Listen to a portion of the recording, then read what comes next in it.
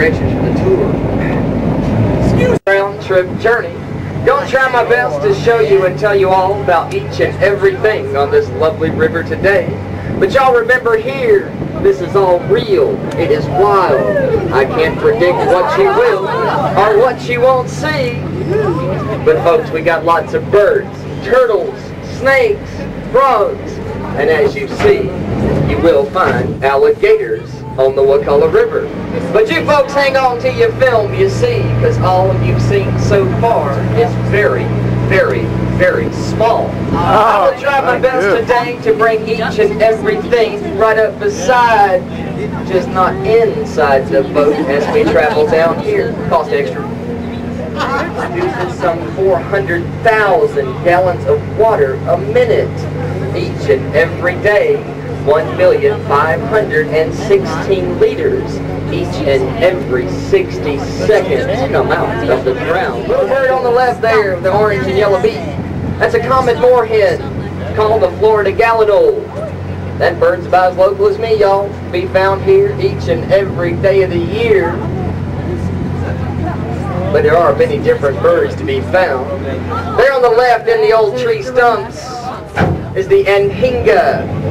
He's called the snake bird. That is a male, the solid black one with those lovely white stripes on his wings.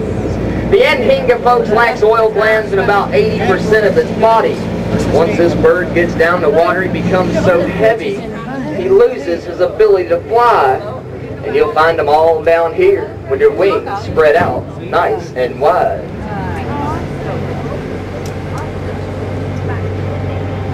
Oh, why has it got to be way over here on the other side of the river? Oh, well.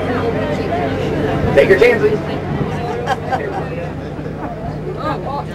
Now, folks, these are American alligators that you see. These are not crocodiles. These are freshwater, cold-blooded reptiles, the American alligator. They grow about a foot a year for the first 6 years of their life. At that point, the females slow way down in their growth rate, but the males can grow to be some 10 to 12 feet long. They're called bull gators. But the state record in Florida right now stands at 17 feet 3 at 1/2 inches, some 850 pounds of alligator. You know what that is, don't you? Steve Spurrier's dream come true. Dock and boat repair facility up there is where they do all the routine maintenance, paint jobs, and oil changes. And since I've been working here, they've been getting pretty good at body work too, y'all. Practice makes perfect, they say. Alligator on the right side. Now they are quite quick, been known to fly about 35 miles an hour. Now when they're heading home, folks, they don't slow down, they just right in one of them little holes. Down here you may find the American bald eagle, osprey, or red-shouldered hawk. These are all birds of prey that do inhabit Wakulla Springs State Park. But folks, I can't guarantee what you will or what you won't see. No two trips down here are ever lovely wood ducks on the left. There's a hen and a drake too. Now the old hen ain't much to look at. American alligator. Here's one right yonder coming off of breakfast. Now folks, these are called streaky necks. They're the Swanee cooters. They're a species of special concern. Might think them to be quite safe on a hard-shelled turtle down here. But folks, once an alligator's about 6 foot long, he has over 1,000 pounds per square inch of crushing ability in his jaws. He'll take one of them old hard-shelled turtles right there, toss him down like an Oreo cookie, y'all. Ain't no problem at all. But these are alligators now, not crocodiles on the Wakulla River. I wouldn't need the boat, y'all. We just walk down here. Get this boat back on an even keel. Now folks, there are many plants that do quite well thrive and survive out here. This long, tall grass you see with the sharp points on top is called freshwater bulrush, known as the grass of Moses in the Bible stories. The plant grows quite well, 6 to 7 feet tall is not uncommon. But if you look around on some of these plants in the Sunshine State, Wakulla Springs is their farthest northern known range. They're so rare because of their unusual diet.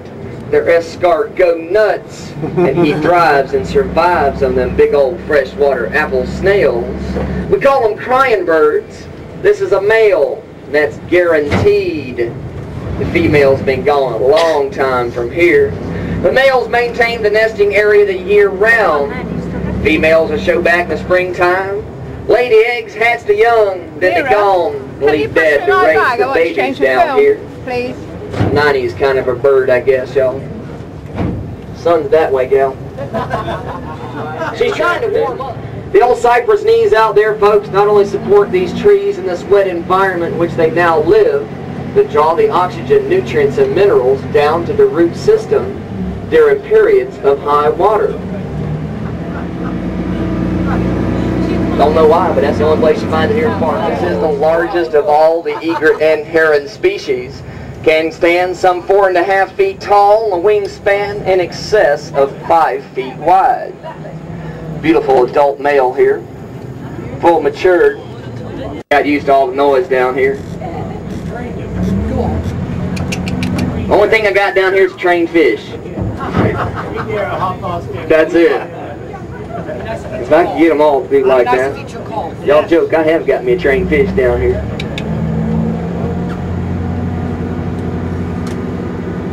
But there ain't but 3 kinds of fish. There's wild fish, tame fish, and trained fish. Tame ones just jump in the boat for you.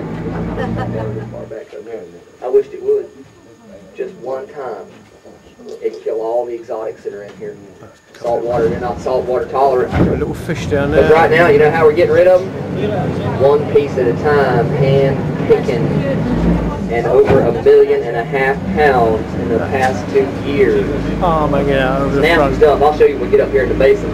Because remember, it all looked like this, but it's pretty grass down here. Long, thin, like if you've seen them Tarzan movies, and I know you did, you've seen the big, long blades of grass down in that crystal clear water. But down in front of us, folks, is an old green top tree. It's called the sable. Big old brown water snake.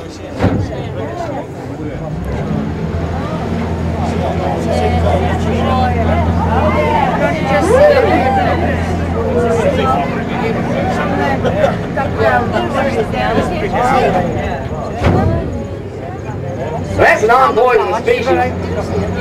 Thank God he's pointing that way, because they've been known to jump about 4 feet sometimes. Just not backwards.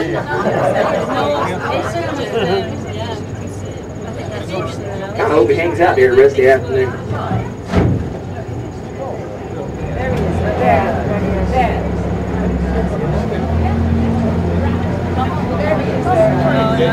That's a snake bird.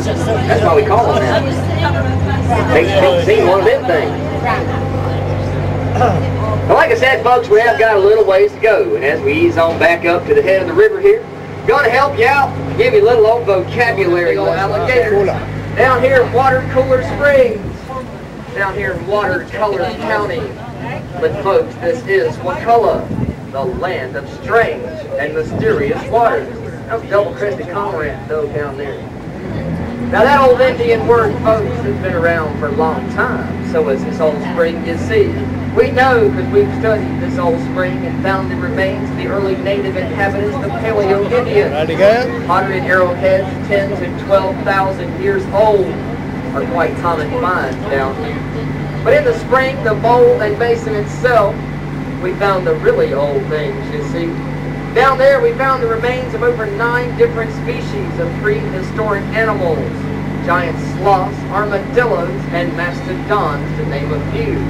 We have found enough of the mastodon bones alone to completely reassemble 3 of these large elephant-like skeletons.